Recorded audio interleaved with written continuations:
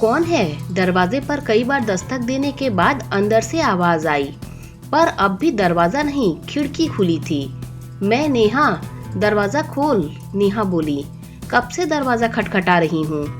Sorry, प्रिया नींद से जागकर उबासी लेते हुए बोली।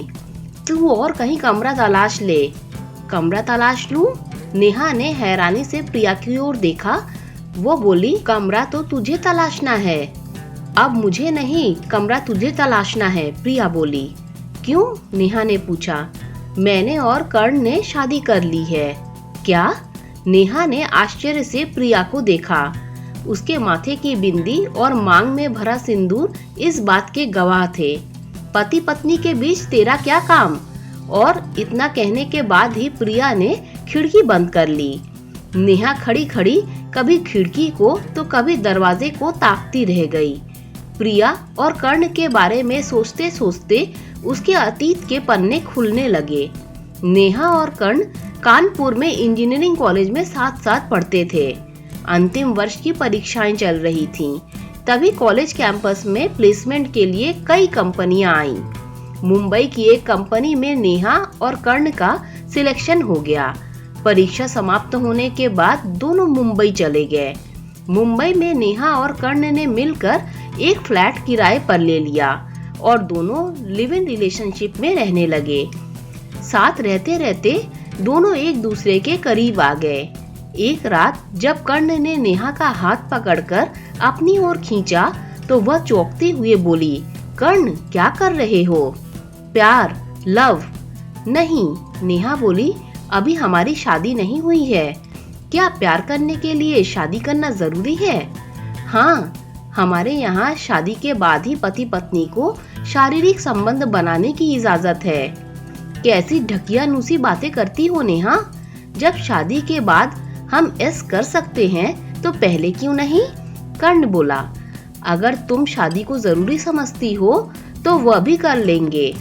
नेहा शिक्षित और खुले विचारों की थी, लेकिन इसके मामले में उसका मानना था कि शादी के बाद ही शारीरिक संबंध बनाने चाहिए।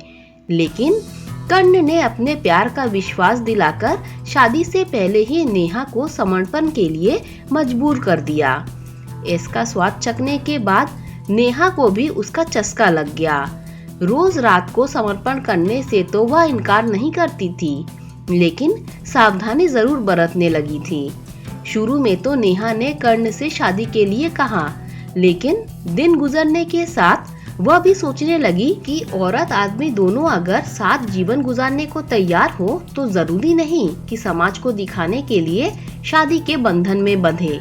बिना शादी के भी वे पति पत्नी बनकर रह सकते हैं। नेहा को कर्ण के प्यार पर पूरा विश्वास था, इसीलिए उसने शादी का जिक्र तक करना छोड़ दिया था और उसे शादी का ख्याल आता भी नहीं अगर उनके बीच में प्रिया ना आती। प्रिया पिछले दिनों ही उसकी कंपनी में नई आई थी। वह दिल्ली की रहने वाली थी। मुंबई में उसका कोई परिचित नहीं था। जब तक प्रिया को कहीं कमरा नहीं मिल जाता तब तक के लिए कर्ण और नेहा ने उसे अपने साथ फ्लैट में रहने की इजाजत दे दी थी। प्रिया नेहा से ज्यादा सुंदर और तेज तर्रार थी। कर्ण प्रिया की सुंदरता और उसकी मनमोहक बातों से इतना प्रभावित हुआ कि वह उसमें ज्यादा ही रुचि लेने लगा। जिस कर्ण को नेहा सबसे सुंदर नजर आती थी, वही कर्ण अब प्रिया के पीछे घर में ही नहीं ऑफिस में भी लट्टू की तरह घूमता था। नेहा ने कई बार कर्ण को रोका, लेकिन कर्ण ने उसकी बातों पर ध्यान नहीं दिया। नेहा समझ गई थी कि अगर जल्दी कर्ण को शादी के बंधन में नहीं बांधा गया तो वह हाथ से निकल जाएगा। नेहा शादी के बारे में अपनी माँ से बात करने के लिए एक सप्ताह की छुट्टी लेकर कानपुर चली गई। उसने माँ से कुछ भी नहीं छिपाया। माँ ने उसे डांटते हुए कहा, देर मत कर, उससे शादी कर ले। लेकिन नेहा आकर कर्ण से शादी करती उससे पहले ही प्रिया ने उसे अपना बना लिया था। कर्ण पर विश्वास करके नेहा शादी से पहले ही अपना सब कुछ कर्ण को समर्पित कर चुकी थी और समर्पण कर वह बुरी तरह ठगी जा चुकी थी। अपना सब कुछ लुटा कर भी नेहा कर्ण को अपना नहीं बना पाई थी। दोस्तों, लिव इन रिलेशनशिप के बारे में आपकी क्या राय है, कमेंट में जरूर बताइएगा। अगर आपको कहानी अच्छी लगी हो तो लाइक शेयर सब्सक्राइब कीजिए।